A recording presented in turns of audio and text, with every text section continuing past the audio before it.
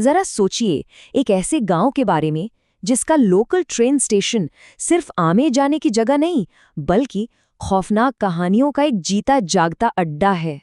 आज हम भैरवपुर स्टेशन के उसी गहरे राज को कुरेदने वाले हैं, जिसने पूरे गांव को सालों से एक अजीब सी दहशत में जकड़ रखा है। तो कहानी शुरू होती है गांव के एक बुजुर्ग हरिहर काका की इस बात से। और सुनिए, ये शब्द सिर्फ कोई चेतावनी नहीं थे, ये तो एक भविष्यवाणी थी जो बहुत जल्द, बहुत भयानक तरीके से सच होने वाली थी। देखिए, कहानी का असली संघर्ष किसी भूत प्रेत से नहीं, बल्कि गांव की पुरानी मान्यताओं और नई सोच के बीच था। एक तरफ वो पीढ़ी थी जो बदल रही थी, लेकिन दूसरी तरफ स्टेशन का वो डरावना सा साया था जो वहीं का वहीं था। गांव में ना दो तरह के लोग थे। एक तरफ थे नौजवान जो इन बातों को अंधविश्वास कहकर मजाक उड़ाते थे, और दूसरे तरफ थे वो बुजुर्ग जिन्होंने अपनी आंखों से कुछ ऐसा देखा था जिसे झुटलाना नामुमकिन था। उन्हीं के तजुर्बे ने उस खौफ की नींव रखी थी जिससे जल्द ही एक अनजान शख्स का सामना होने वाला था। और ठीक इसी माहौल के बीच एक नया स्टेशन मास्टर अरविंद अपनी पहली रात की ड्यूटी पर आता है। उसे जरा भी अंदाजा नहीं था कि ये रात उसकी जिंदगी की सबसे भयानक रात बनने वाली है। जरा मंजर सोचिए, चारों तरफ खूब अंधेरा और एक ऐसा स्टेशन जो लगता था जैसे दुनिया से ही कट गया हो। वहां अरविंद को मिलता है तो सिर्फ एक बूढ़ा चौकीदार। उस चौकीदार का चेहरा आने वाले खतरे का पहला संकेत था, जिसे अरविंद पढ़ ही नहीं सका। चौकीदार की ये चेतावनी किसी पुरानी कहानी जैसी लगती है, और अरविंद, ठहरा शहरी नौजवान, उसे बस डराने की कोशिश मानकर अनसुना कर देता है। लेकिन उसका यही फैसला उसे एक ऐसी हकीकत की तरफ ढकेलने वाला था जिसकी उसने कभी कल्पना भी नहीं की थी। और बस यहीं से शुरू होता है असली खौफ का खेल। उस घुप सन्नाटे में एक ट्रेन की सीटी, लेकिन यह आवाज किसी आम ट्रेन की नहीं थी। इसमें एक अजीब से ठंडक थी जो कानों से होकर सीधे रूह तक पहुंच रही थी। ये सवाल अरविंद के दिमाग में हथौड़े की तरह बजने लगा। अगर कोई ट्रेन नहीं तो वो आवाज कैसी? उसे नहीं पता था कि इस सवाल का जवाब उस खौफ से भी ज्यादा डरावना है जिसकी कोई कल्पना भी नहीं कर सकता। और फिर जो उसने देखा वो किसी बुरे सपने से कम नहीं था। धुंध की चादर में से एक ट्रेन उभरती है जिसमें न कोई रोशनी थी, न कोई आवाज और न ही कोई मुसाफिर। सबसे डरावनी बात तो ये थी कि वो ट्रेन सिर्फ आती जाती नहीं थी, वो एक एहसास छोड़ के जाती थी कि यहाँ कुछ बहुत ही ज्यादा गलत है। वो दहशत सिर्फ स्टेशन तक ही सीमित नहीं थी, वो तो अब अरविंद का पीछा करने लगी थी, एक ऐसे साये की तरह जिससे बचने के लिए दुनिया में कोई भी जगह महफूज नहीं थी। डर अब उसके जहन में घर कर चुका था। जाहिर सी बात है, वहां एक पल और रुकना मौत को दावत देने जैसा था।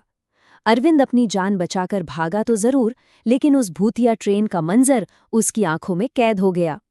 डर अब सिर्फ एक याद नहीं था, बल्कि एक ऐसा जख्म बन चुका था जो शायद ही कभी भरने वाला था। ये सपना इस बात का इशारा था कि वो साया अब और भी करीब आ रहा है। सपने में वही प्लेटफॉर्म, वही धुंध, लेकिन इस बार वहां एक सफेद साड़ी वाली औरत थी। सपना इतना असली था कि नींद और हकीकत का फर्क ही मिट गया। खौफ अब सीधा अरविंद को अपना निशाना बना रहा था। अब भागना कोई हल नहीं था। सच जानने की जिद में अरविंद अगली रात स्टेशन वापस लौटने का फैसला करता है। एक ऐसा फैसला जो या तो सारे राज खोल देगा या फिर उसे हमेशा के लिए उसी अंधेरे में दफन कर देगा। इस बार वो हिम्मत जुटाकर गया था, लेकिन जैसे ही वो साया दोबारा दिखा, स्टेशन की हवा मानो बर्फ जैसी ठंडी हो गई। हवा में मौत की एक अजीब सी गंध घुल चुकी थी। वो अकेले नहीं आई थी, अपने साथ एक अनजाना गहरा खौफ लेकर आई थी। जो उसने देखा उसे शब्दों में बताना मुश्किल है। एक जिस्म जो जैसे राख से बना हो, आंखें खून की तरह लाल, और जब वो चलती थी तो आवाज ऐसी आती थी मानो सूखी हड्डियां आपस में रगड़ खा रही हों। ये सिर्फ एक भूत नहीं था, ये दर्द और गुस्से का जीता जागता सबूत था। इस मंजर को देखकर अरविंद की सारी हिम्मत जवाब दे गई। वो चीखा मदद के लिए, लेकिन उसकी आवाज उस वीरान स्टेशन के सन्नाटे में कहीं खोकर रह गई। वो भाग रहा था ये जानते हुए भी कि उस साई से भागना नामुमकिन है। और तब आखिरकार चौकीदार ने उस राज से पर्दा उठाया। एक ऐसी दर्दनाक कहानी जो उस प्रेत के होने की वजह थी, एक ऐसी सच्चाई जो डर से कहीं ज्यादा दुखद थी। चौकीदार के इन शब्दों ने सारी पहेली सुलझा दी। ये कोई शैतानी ताकत नहीं थी, बल्कि एक भटकी हुई रूह थी, एक ऐसी आत्मा जो शायद इंसाफ नहीं, बस अपना अधूरा इंतजार पूरा करना चाहती थी। चौकीदार ने बताया कि ये प्रेत कमला का है, एक ऐसी औरत जो सालों पहले इसी स्टेशन पर अपने पति का इंतजार करते करते एक तूफानी रात में हादसे का शिकार हो गई। उसकी मौत तो हो गई, लेकिन उसका इंतजार अधूरा रह गया, और वही अधूरा इंतजार आज भी उसकी रूह को स्टेशन पर भटका रहा है। तो अब जब सच सामने आ गया था, देखते हैं कि अरविंद और उस शापित स्टेशन का आखिर हुआ क्या। सच जानने के बाद तो अरविंद के लिए वहां एक पल रुकना भी मुमकिन नहीं था। वो उस जगह से बहुत दूर चला गया। लेकिन भैरवपुर स्टेशन की वो रात एक ऐसा दाग छोड़ गई जो जिंदगी भर उसके साथ रहने वाला था। अरविंद तो चला गया, पर वो श्राप, वो आज भी उस स्टेशन पर जिंदा है। कहते हैं कमला का इंतजार कभी खत्म नहीं होगा, और उसकी रूह आज भी उसी वीरान प्लेटफॉर्म पर किसी के लौटने का इंतजार करती है। ये कहानी सोचने पर मजबूर करती है कि कुछ इंतजार मौत के बाद भी खत्म नहीं होते।